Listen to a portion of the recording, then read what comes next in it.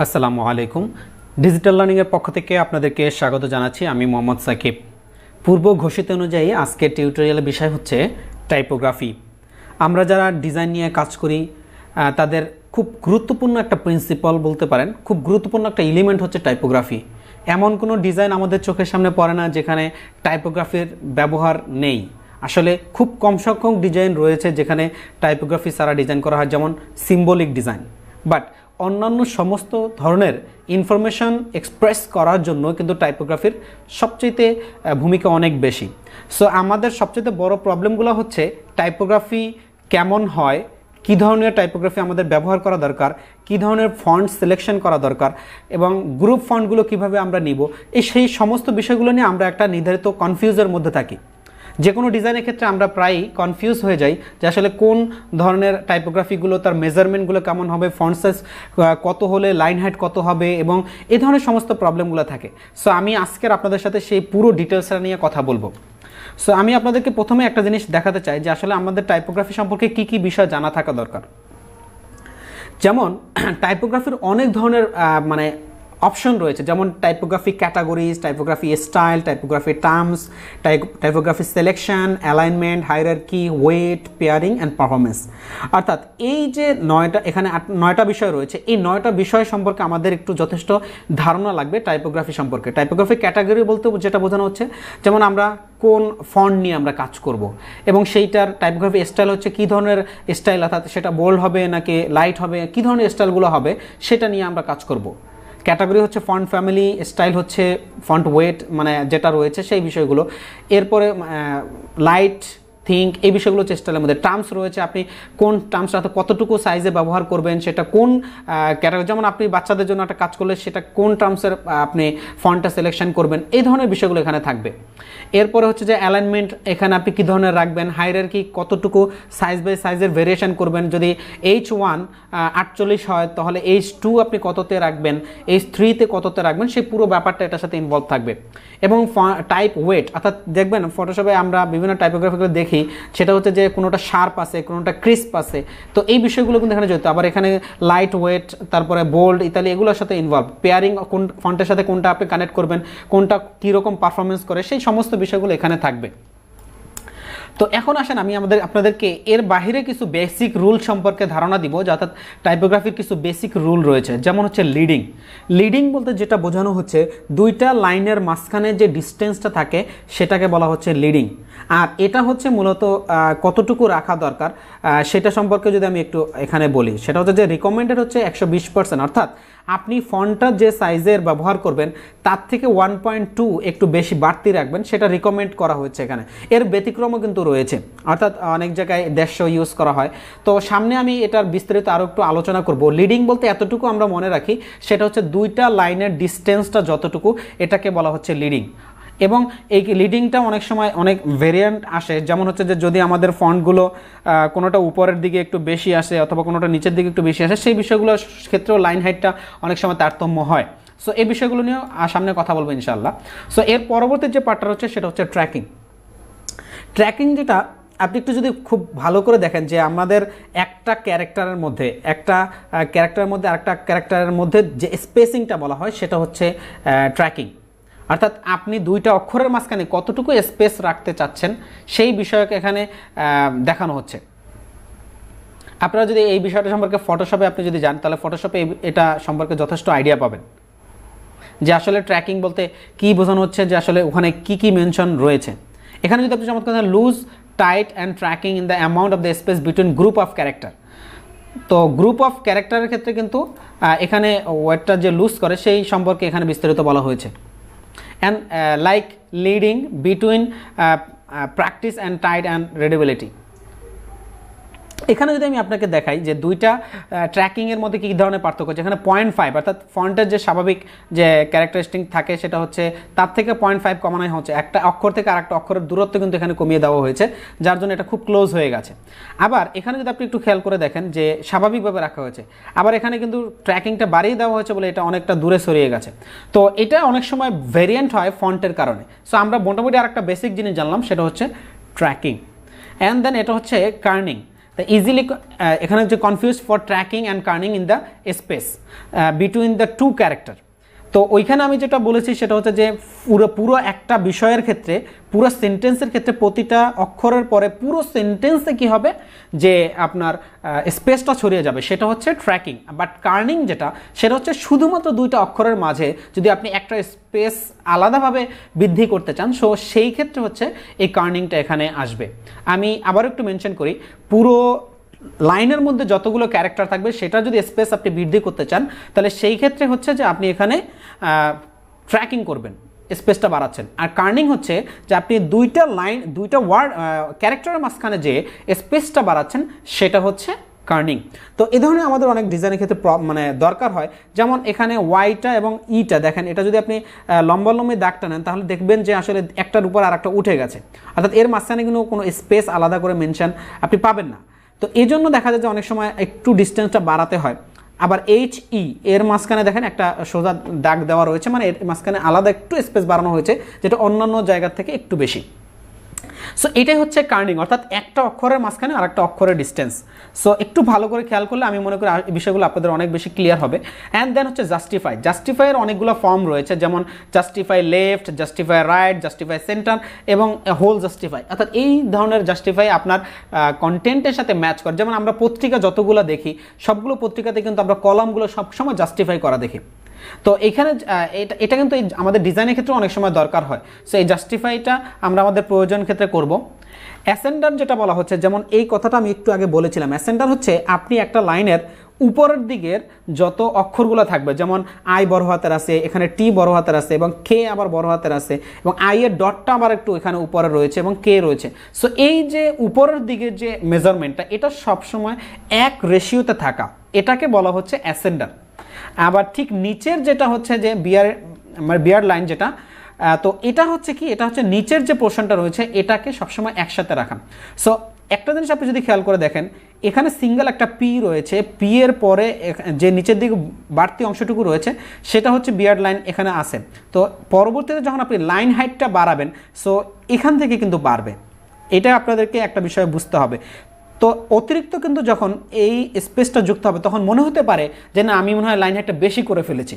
So তখন দেখা যায় জেনারেল রুল যদি থাকে আপনার 1.5, সো সেখানে আপনি 1.25ও করলে আপনার এই ধরনের ডিস্টেন্সটা মেনটেনেন্স হয়ে যাবে। সো একটু এই বিষয়টা খেয়াল করার দেখলে ভালো হবে।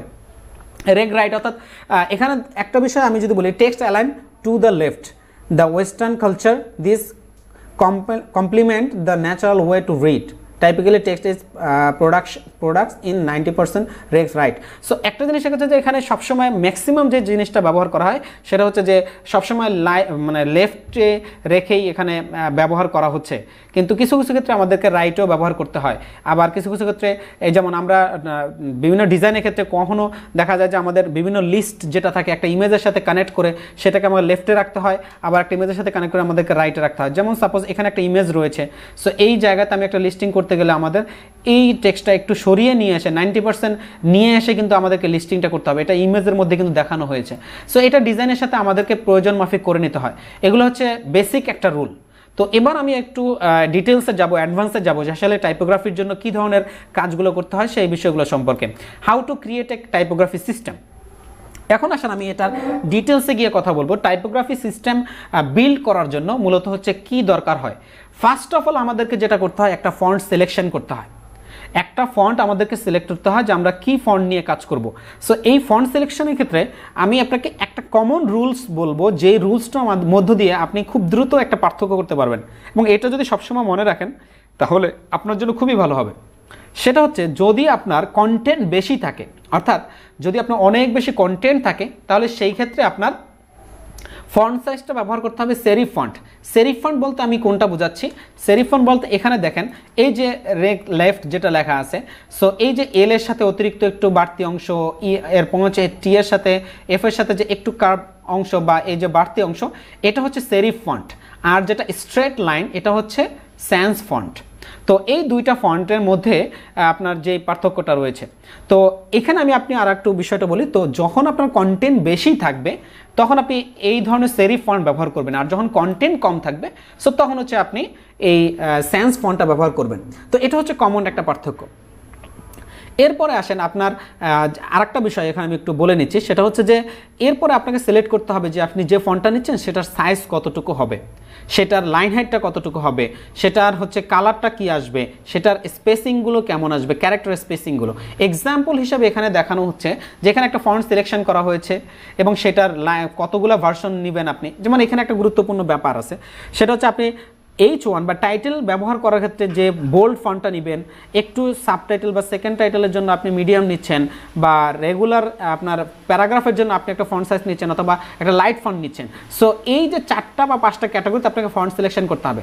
সো আপনি যখন কোনো সাইট ডিজাইন করবেন, তো যে ফন্টটাই সিলেকশন করেন না কেন, তাহলে সেক্ষেত্রে প্রতিটা ফন্টের মিনিমাম 4টা ভার্সন আপনাকে নিয়ে কাজ করতে হবে, অর্থাৎ লাইট অথবা রেগুলার, মিডিয়াম অথবা বোল্ড অথবা এক্সট্রা বোল্ড, এরকম আপনি মানে 4টা অপশন নিয়ে আপনি কাজ করবেন। তাহলে কি হবে, অর্থাৎ আপনার সেই ওয়েবসাইটের হায়ারার্কিটা মেনটেনেন্স থাকবে। সো এটা একটা বিষয় গেল। অ্যান্ড দেন সেখানে আরেকটা বিষয় আপনি আরেকটু খুব খেয়াল করে দেখবেন যে এই ফন্টের কি কি বিষয়টা রয়েছে, এখানে লাইন হাইট রয়েছে এবং স্পেসিং রয়েছে, এবং সেই সাথে সাথে ফন্ট ওয়েট, ফন্ট ফ্যামিলি সবগুলো এটার সাথে জড়িত আছে। এরপরে আসেন আমরা নেক্সট স্টেপে আরো একটু বিস্তারিত আলোচনা করব, চুজ দ্য রাইট ফন্ট।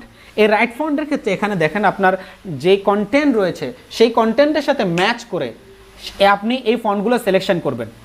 অর্থাৎ আপনি যদি এখন একটা বাচ্চাদের জন্য মানে কাজ করেন, তাহলে সেক্ষেত্রে আপনি কী ধরনের ফন্ট ব্যবহার করবেন, একটা কিডস রিলেটেড ফন্ট আপনি ব্যবহার করবেন। তো আমি যদি আপনাদেরকে এখানে একটু এক্সাম্পল দেই, সেটা হচ্ছে ডা ফন্টে যদি আমি যাই, ডা ফন্ট একটা ওয়েবসাইট যেখানে আপনি অনেক ধরনের ফন্ট এখানে পাবেন। সে এই ডাফন্ট ওয়েবসাইটে গেলে আপনি দেখবেন ওখানে অনেক ক্লাসিফিকেশন রয়েছে। যেমন আপনি ক্যালিগ্রাফি নিয়ে কাজ করতেছেন, তাহলে ওখানে ক্যালিগ্রাফির জন্য আলাদা ফন্ট সিলেকশন রয়েছে। এরপর হচ্ছে আপনি যদি মিউজিক নিয়ে কাজ করতে চান, তাহলে সেটার জন্য আলাদা ক্যাটাগরি রয়েছে। আপনি এখানে অনেক ধরনের ক্যাটাগরি পাবেন, যেমন এই কার্টুনের জন্য, কমিকের জন্য, ওল্ড স্কুল, যেমন ওয়েস্টার্ন কালচার, এরকম হরর। এখানে আমি যদি এখানে হররে যদি আমি ক্লিক করি, তাহলে দেখেন হরর রিলেটেড ফন্টগুলো আমার এখানে আসবে। সো আপনি এখান থেকে একটা যথেষ্ট আইডিয়া পাচ্ছেন। সো এই ধরনের একটা সাইট হচ্ছে ডা ফন্ট, এটার মধ্যে করে আপনি আরও মাই ফন্ট আছে, এরপরে হচ্ছে এফ ফন্ট আছে, ফন্ট স্কোয়ারেল আছে, এরকম অসংখ্য সাইট রয়েছে। আপনি সেই সাইটগুলোতে গিয়ে এই ক্যাটাগরিগুলো দেখে আপনি ওখান থেকে চুজ করবেন যে আপনার যেই মানে পার্টিকুলার ক্যাটাগরি, সেই পার্টিকুলার ক্যাটাগরির জন্য আপনি কোন ফন্টটা পিক করবেন। সো এটা হচ্ছে একটা গুরুত্বপূর্ণ বিষয়। আর আপনি গুগল ফন্ট থেকে ফন্টগুলো আপনি নিয়ে কাজ করতে পারেন, তো ওখানে অনেক ধরনের ফন্ট সিলেকশনের বিষয় রয়েছে। তো এটা হচ্ছে বিষয়। আর আপনি কিন্তু একটা সাইডের ক্ষেত্রে 2টা বা 3টা ফন্ট নিয়ে কাজ করতে পারেন। যেমন আপনি এক ধরনের স্পেশাল টাইটেলের জন্য আপনি দেখা যায় সেরিফ ফন্ট নিলেন, আবার রেগুলার টাইটেলের জন্য আপনি হয়তো এখানে মুনসিরাত নিলেন, অথবা হচ্ছে প্লে এই যে ফেয়ার যেটা রয়েছে সেটা আপনি নিতে পারেন। যে কোনো এভাবে আপনি বাছাই করে নেবেন যেটা আপনার জন্য কাজের ক্ষেত্রে পারফেক্ট হয়। তবে ওয়েবসাইটের ক্ষেত্রে হচ্ছে অবশ্যই আপনি সেরিফ ফন্টগুলো ব্যবহার করার চেষ্টা করবেন। Serif font, sans font. Sans ফন্টগুলো হচ্ছে কারণ এখানে এটা মানে খুব অল্প জায়গার মধ্যে খুব দ্রুত হবে। যেমন আমি একটা এক্সাম্পল যদি আপনাদেরকে দেই, দেখেন আমরা মিডিয়াম সাইটটাকে অনেকেই ফলো করি। এই মিডিয়াম একটা আর্টিকেল সাইট, যেই সাইটে প্রচুর পরিমাণে আর্টিকেল এখানে পাবলিশ করা হয় এবং সেই আর্টিকেলগুলো মানুষ প্রচুর পরিমাণে পড়ে, যেটা ব্লগিং সাইট হতে পারে। তো সেই সাইটটাতে কি হচ্ছে, সবসময় সেরিফ ফন্ট অর্থাৎ যেটা লেস লাগানো আছে, তা সেই মানে বিষয়গুলো মানে দেখা হচ্ছে। যেমন কিন্তু এদের মেন সাইটটাতে কিন্তু স্যান্স ফন্ট ব্যবহার করা হয়েছে। যখন আপনারা সিঙ্গেল কোনো একটা আর্টিকেলে যাচ্ছেন, তখন গিয়ে কিন্তু হচ্ছে যে আপনার ওই সেরিফ ফন্টগুলো এখানে ব্যবহার করা হয়। এই যে দেখেন, এটার ডিটেলসে গিয়ে আপনি যখন পড়তেছেন, তখন কিন্তু এটা একটা সেরিফ ফন্ট ব্যবহার করা হয়েছে। আর এখানে কিন্তু দেখেন আপনি টাইটেলে যদি আপনি দেখেন, এই সাব টাইটেলের ক্ষেত্রে এখানে কিন্তু স্যান্স ফন্ট ব্যবহার করা হয়েছে। আবার টাইটেলে আমি যখন প্রথম সাইটে গেলাম, তখন কিন্তু হচ্ছে সেটা ছিল ডিফারেন্ট। প্রথম সাইটে সবগুলো হচ্ছে এখন অল্প লেখার জন্য তারা স্যান্স ব্যবহার করেছে, আর যখন ডিটেলস লেখার মধ্যে চলে গেছে তখন কিন্তু সেরিফ ফন্ট ব্যবহার করা হয়েছে। সো আশা করি দুইটার মধ্যে পার্থক্যটা আপনি বুঝতে পেরেছেন।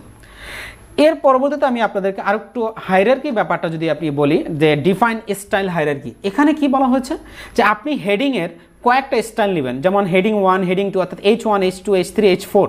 তো এই হেডিংয়ের জন্য আপনি কি ফন্টটা সিলেক্ট করবেন সেটা আপনাকে মেনটেনেন্স করে সাইজ মেনশন করে সিলেকশন করতে হবে।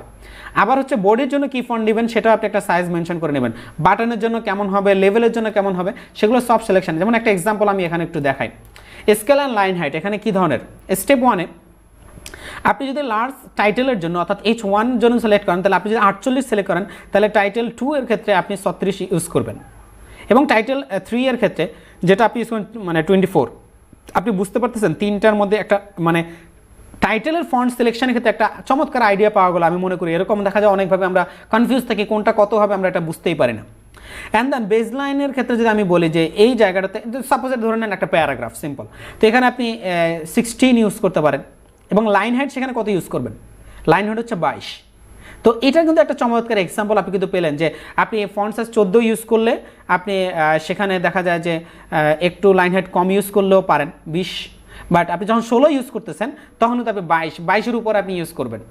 এরপর আসেন তৃতীয় আর একটা এক্সাম্পল এখানে রয়েছে, use ratio size to calculate the line height.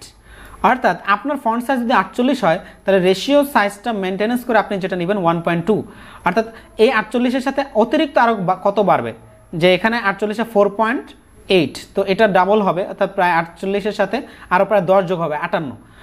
তো 58 আপনি নেবেন এখানে কিন্তু হচ্ছে লাইন হাইট। তো এই বিষয়টা হচ্ছে আপনি রেশিও মেনটেনেন্স করে এখানে নেবেন। সো এইটা হচ্ছে আপনি যদি ফলো করেন, সো আশা করি এখানে যেমন অলরেডি দেখেন আমি এখানে ক্যালকুলেট করে দেখিয়েছি, ফন্ট সাইজ যদি 48 হয় তাহলে 1.2 রেশিওতে এটা হবে 58। সো এটাই হচ্ছে আপনার ক্যালকুলেশন। সো আপনি যদি এটাকে ভাগ করে নিতে পারেন সো আপনার জন্য এটা খুব সহজ হবে, একটু জাস্ট প্র্যাকটিস করতে হবে। আই থিঙ্ক এটা আপনি খুব ইজিলি ক্যালকুলেট করতে পারবেন। দ্য বেস্ট এখানে একটা পার্ট হচ্ছে যেটা আমি এতদিন পর্যন্ত খুব দেখা যায় আমি নিজেও এটাকে ভালো করে অ্যাপ্লাই করতে পারিনি, বাট আজকের এটা সম্পর্কে আমি স্টাডি করতে গিয়ে যথেষ্ট পরিমাণে আইডিয়া পেয়েছি। আপনার আপনার লাইন হাইট সম্পর্কে আমরা প্রায়ই জানি, কিন্তু লাইনের লেন্থ কত হবে সেটা সম্পর্কে আমরা অনেকেই জানি না। আর এটার ক্ষেত্রে একটা চমৎকার এক্সাম্পল হচ্ছে যে আপনি লাইন হাইট রাখবেন 40 থেকে 60 ক্যারেক্টারের মধ্যে, 40 থেকে 60 ক্যারেক্টার। যেমন আপনি 30 ক্যারেক্টার হচ্ছে এটা এতটুকু লেখার মধ্যে, 40 ক্যারেক্টার হচ্ছে এটা এবং 60 ক্যারেক্টার হচ্ছে এটা, এতটুকুর মধ্যে যদি আপনি রাখতে পারেন তাহলে এটা হচ্ছে স্ট্যান্ডার্ড। আর আপনি যখন ডেস্কটপে ইউজ করবেন সো একটু লং ওয়েতে গিয়ে আপনি এটা ডাবল ইউজ করতে পারেন, সেটা হচ্ছে 120 ক্যারেক্টারের। সো অবশ্যই আপনারা বুঝতেই পারছেন, যেমন মিডিয়ামের এখানেও কিন্তু মিডিয়াম যে সাইটটা এক্সাম্পল হিসেবে দেখিয়েছি, মিডিয়ামের সাইটটা যদি আপনি একটু ভালো করে দেখেন তারা কিন্তু একটা ওয়েবসাইটের যে ফুল উইথ সেটাকে কিন্তু কন্টেন্ট হিসেবে ব্যবহার করেনি। কারণ একটা ইউজার যখন একটা কন্টেন্ট পড়ে সো অনেক লম্বা যখন হয় তখন তার এই লাইনটাকে চোখে ধরে রাখা বা পড়ার মধ্যে রিদমটা কন্টিনিউ করা হয় না। সো এই জন্য দেখা যায় অনেক ইউজাররা অন্য সাইটে চলে যায় বা বাউন্স করে, কারণ তারা এখানে পড়ে কমফোর্ট ফিল করতেছে না। এই জন্য একটা দেখেন মিনিমাম একটা রেঞ্জে এখানে কিন্তু রাখা হয়েছে, তার সাইটের যে কন্টেন্ট রয়েছে পুরো কন্টেন্ট জুড়ে কিন্তু এটা রাখা হয়নি। সো একটা লাইনে এখানে কয়টা ক্যারেক্টার আছে এটা কিন্তু আপনি অনায়াসে দেখলে এটা মেজারমেন্ট করতে পারবেন।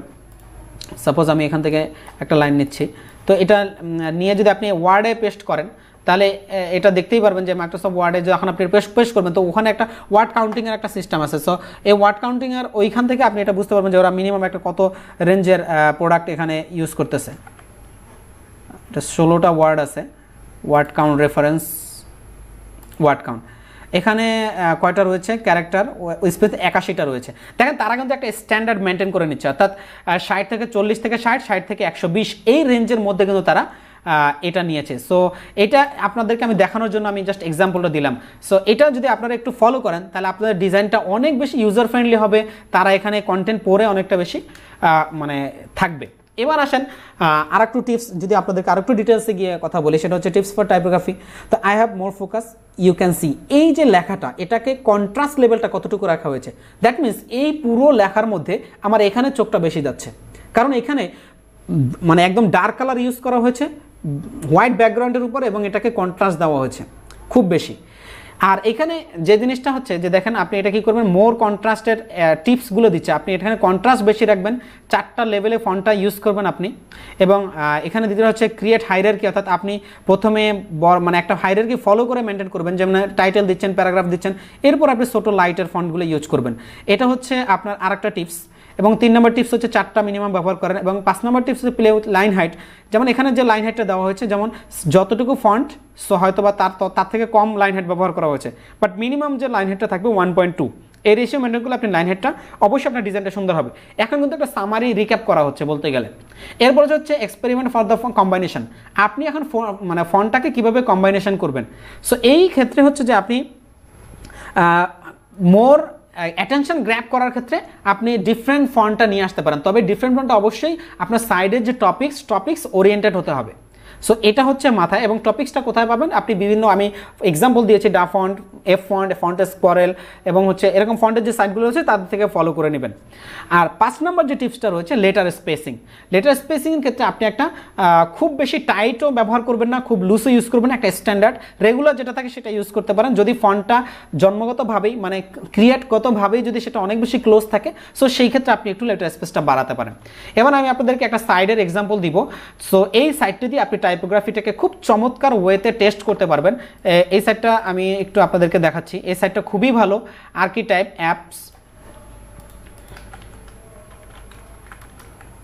এই সাইটটা দিয়ে আপনি টাইপোগ্রাফি পুরোটা টেস্ট করে নিতে পারবেন, অর্থাৎ আপনার টাইপোগ্রাফি কেমন হবে, কোন ফন্টের সাথে কোন ফন্ট ম্যাচ করলে আপনার লেখাটা সুন্দর লাগবে, আপনি সেই সব কিছু এখানে দেখতে পারবেন।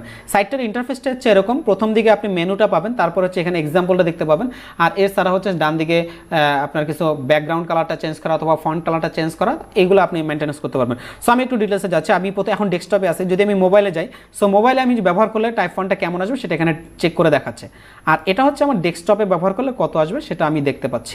সো এবার আমি এখানে ফন্টে পিক করব, আমার এখানে মুনসিরাত দেওয়া আছে। আমি যদি এখান থেকে অন্য আরেকটা ফন্ট এখানে পিক করি, সাপোজ যে কোনো একটা ফন্ট নিচ্ছি, অ্যাভেন্ট, ওকে এটাই নিলাম।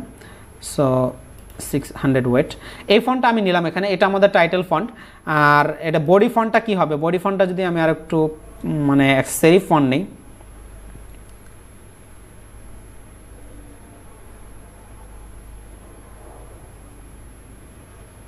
একটু এখান থেকে খুঁজে নিতে হবে, অর্থাৎ আপনি যে ফন্টটা নিচ্ছেন সেটার একটা প্রিভিউ আপনি এখান থেকে দেখে নিতে পারবেন। রাইট, আমি এখান থেকে একটা ফন্ট নিচ্ছি, এই ফন্টটা, ওকে রেগুলার ফন্ট নিচ্ছি। সো এই টাইপোগ্রাফিটা আমার যখন আমি ডিজাইনে ইউজ করবো তাহলে দেখতে এরকম আসবে।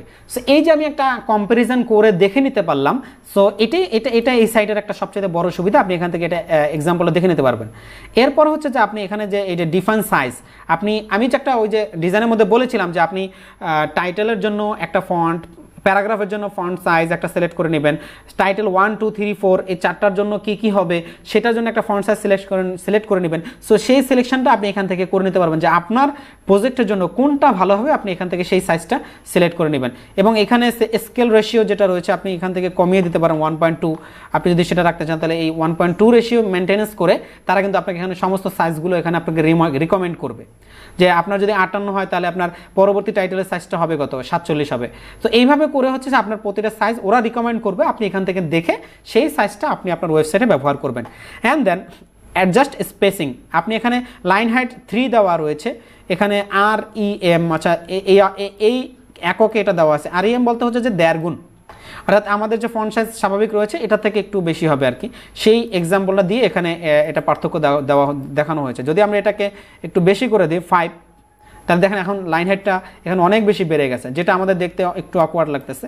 সো এখান থেকে আমি এটাকে যদি 2 করে দিই তাহলে দেখবেন খুব বেশি আবার ক্লোজ হয়ে যাচ্ছে। সো একটা স্ট্যান্ডার্ড হচ্ছে এখান থেকে 3 মানে হচ্ছে যে ওখান থেকে 1.2, এই রেশিওটাই মেনলি ওরা মেনটেনেন্স করতেছে এখানে।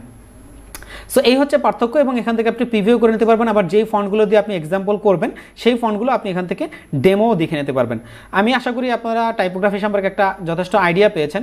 আর এছাড়াও যদি আপনি টাইপোগ্রাফি সম্পর্কে আরও বিস্তারিত জানতে চান তাহলে সেক্ষেত্রে আপনি ম্যাটেরিয়ালস টাইপোগ্রাফি, যেটা অ্যাপসের জন্য এটা হচ্ছে যে আমরা যে গুগলের জন্য যে কাজ করি প্লে স্টোরে, সো সেই অ্যাপস অ্যান্ড্রয়েড অ্যাপসের জন্য এটা কাজ করবে। আর হচ্ছে যে আপনার অ্যাপলের যে টাইপোগ্রাফির রুলসটা রয়েছে আপনি যদি সেখান থেকে এটা ফলো করেন তাহলে ওটা আইফোনের জন্য কাজ করবে, অ্যাপলের জন্য কাজ করবে। এছাড়াও মডিউলার স্কেল রয়েছে, এখান থেকে আপনি টাইপোগ্রাফি মানে সম্পর্কে জানতে পারবেন।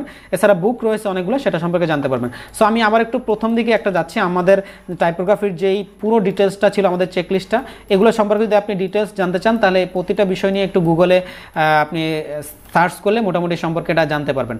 সো এখানে আমি আরেকটু রিক্যাপ করি, সেটা হচ্ছে টাইপ ক্যাটাগরিটা হচ্ছে আপনি কী ধরনের ফন্ট নিয়ে কাজ করতেছেন, এবং টাইপ স্টাইল যেটা রয়েছে সেই স্টাইলটা হচ্ছে আপনি সেরি ফন্ট, এই বিষয়টা স্টাইল বলতে হচ্ছে ওয়েট লাইট, এই বিষয়গুলো নিয়ে কাজ করবে।